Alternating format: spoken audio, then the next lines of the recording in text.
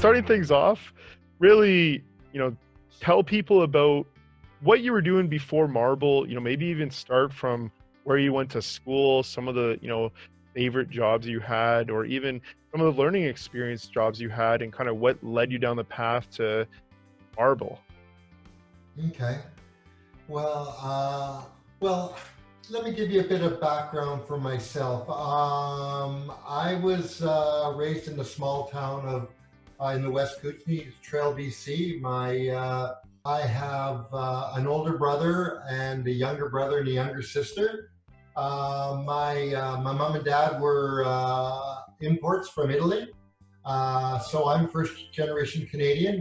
They came over here.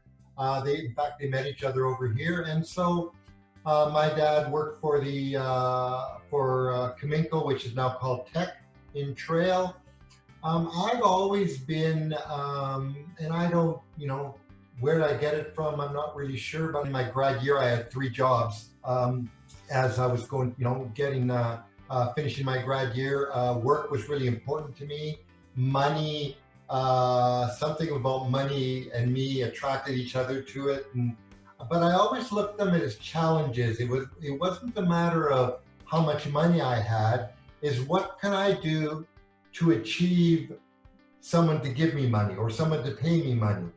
So the jobs that I had and different things were always about that. If I was growing up and I was either, babysitting neighbors, or was growing up, I would be helping in one of the houses in the neighborhood, do some construction work, labor work, anything that I could think that I can take on, I would, and it worked out. And so I moved to Vancouver in the early 80s to go to school. I became a mechanical, I went to BCIT and took mechanical engineering. I graduated and in the early 80s, and I never, when I went out looking for opportunities for work and everything, I really didn't find anything that really interested me. I went from the school environment of having a vast opportunities of different projects to take on, to when you go out in the real world and they want to put you in a certain category and takes away all that opportunity, and to me that was pretty boring. So I went back to BCIT, and then I took industrial engineering, and I graduated. So I came out of that with 2 diplomas, and I got a job with a company called Scott Paper in New West. It was a great opportunity. It was similar to where I was brought up in Trail. It was Scott Paper was kind of like the company worked for everybody in New West, worked there, several generations, worked well. It was very family type of company, a great learning experience for me. But I really found out within a couple of years that my entrepreneurial juices inside of me said, you know what, I've got to work for myself. And so while I was working there, I also had another job. I had another job. I was a waiter at the Keg on Granville Island, and I got to meet a good friend of mine. He became an investment advisor. I was his first client. I lost my first $500 with him that I gave him on the first investment. But it wasn't the matter of that. And I said, well, if I lost it, somebody else, made it with it. And so I really got to learn a lot about the business. And so him and I teamed up, and he was on the knowledge side of and learning the different opportunities and prospective companies that we can, do work. And I was you could say I was on the outside, he was on the inside, and we really worked well together, either in helping company gain exposure, helping company raise money, finding the right opportunities to, match Peter with Paul, and we started there, and it just continued to grow. We got into some, and every project we started there, I got in, this was just after Expo 86. We got into the tourism business. We built, did I ever know, I have a passion for boats. I had an opportunity that someone asked me to come in and be part of a charter boat, a 100-passenger charter boat because of Expo and the whole works. And so I said, it was a passion that I loved, but of course, passions don't always make money. So I got into it, and then I thought, you know what, I got to own it all. I don't want to be just an investor. I want to be running it, got a lot of ideas. And so I was able to take over the whole opportunity and grew up, added a couple more boats and had a lot of fun. But it was more, it was a lifestyle, paid me well, but it wasn't really it wasn't really a huge moneymaker. But it really taught me of running your own business, because that was probably my first opportunity of running my own business, and what it took. So we were successful in selling that from there. And then, I took some time off. I actually wanted to take on golf. I wanted to see if I could get on a tour, and even in the local level, I wanted to be competitive in golf. A friend of mine invited me to go down to Vegas with him for just for a weekend. So I did, and there happened to be a gaming conference going on there. So I went to this gaming conference, and I was just amazed at the different opportunities with regards to online gaming that was taking off at the time. And this was in the middle 90s, with that. And so we had a public company, which was a shell from there. And so my partners came to, as we had a meeting on it, they wanted to vend in a bunch of movie theaters. And I said we were way too young and had way too much energy to take on such a boring project as movie theaters. So I said, look, I've got a great opportunity in the online gaming space. So we went down and met the company. These guys were a couple of entrepreneurs that used to work at Corel Computers in Ottawa, built a Java-based online gaming platform, but they never tied in the back end for the financing side.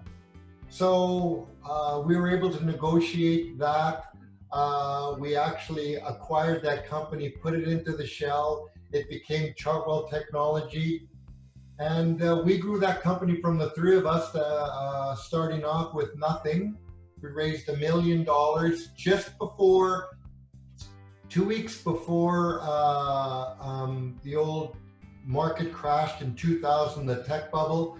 We raised $10 million in it. We made it work for 10 million. They raised us 20 million. We only took 10. And we grew the company. We had 150 employees, and we were on 6 different continents.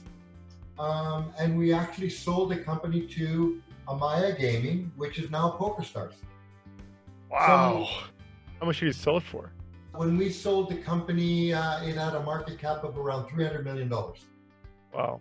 So if we did very well. What a story, what a background. So a roller coaster, I mean, it even starts before you're doing boats, and then you want to be the next Tiger Woods, or at that point, I guess before Tiger Woods even. Before Tiger Woods. And then you obviously you and your friend are constantly in discussions, but then you go to Vegas. You said gaming at first, and I'm like, this guy talking esports. No, you're talking about online gambling, and before even 2000. And then you guys find a shell, you guys raise a bunch of money, and then you sell a company to what becomes PokerStars. Holy smokes! What a background! What a story, Mike. That's incredible. Yeah.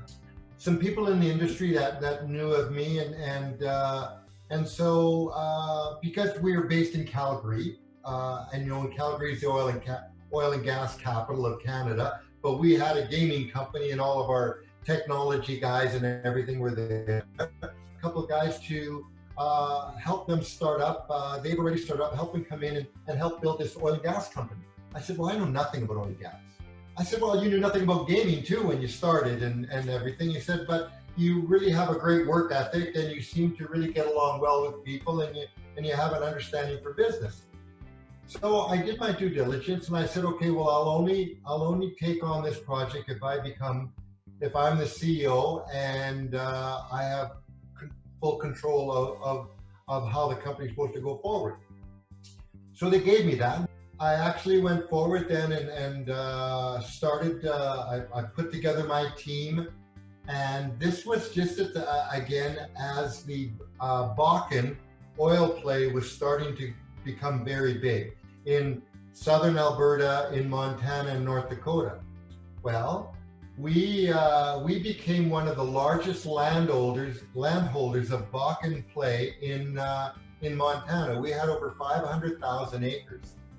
So I attracted the second largest public oil company, Occidental Petroleum, to come in and do a partnership with us. They paid me $49.5 million for a 42% interest in the company. So what they did is they came in, took the money, they then took over the play. We ended up, selling them, selling them the rest of the project. I ended up with about $20 million in the bank, so that we were just at the right place at the right time. Another great opportunity for us and stuff. So I look at different opportunities, and I'm always of the mindset that you don't have to be an expert at everything. You just need to use common sense and really be focused and dedicated in what it is you need to accomplish and what the end game is for what you get started in. I went from that project to another project in social media called Keek.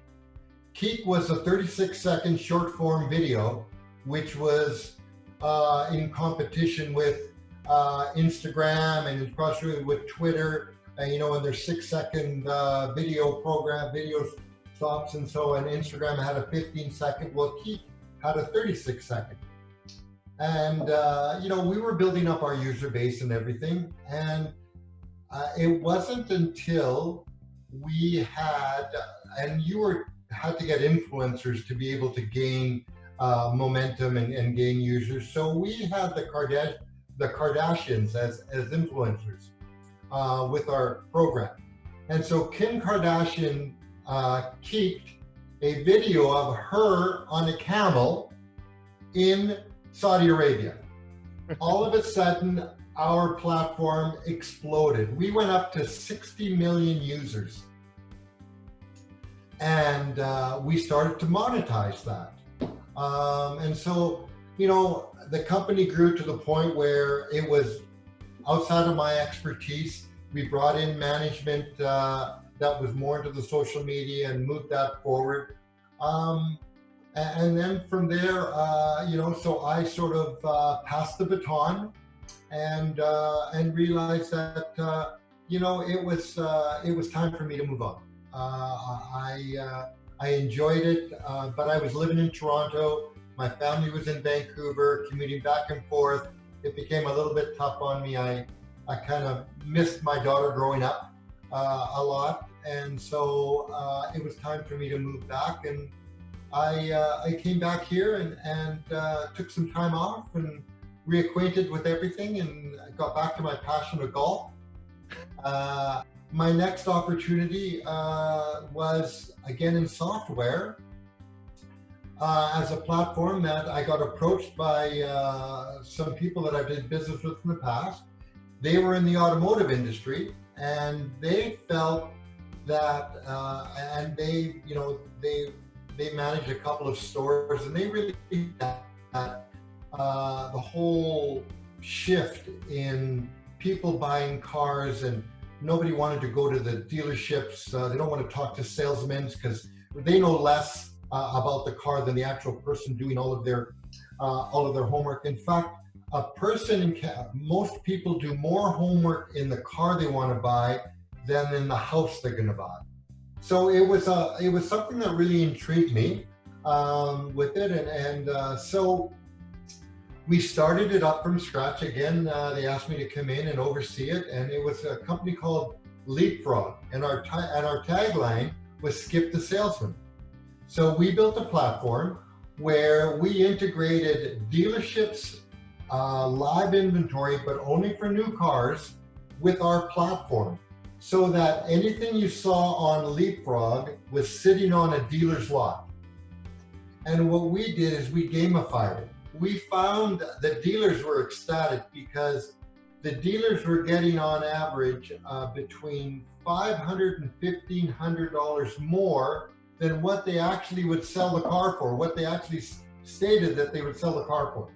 So they didn't have to do anything, and it grew. So we grew the platform to the point where we private labeled it out to industry, and we just get a royalty from it. You know, to really recap where you, like, this is incredible. You know, you've got an eye for opportunity, and it's crazy listening to the different businesses. You know, you see an opportunity, you're like, great, let me use the business skills I have, and, like, you know, the importance of also being a leader and a salesman, which you can take to, you know, different industries, which you definitely have.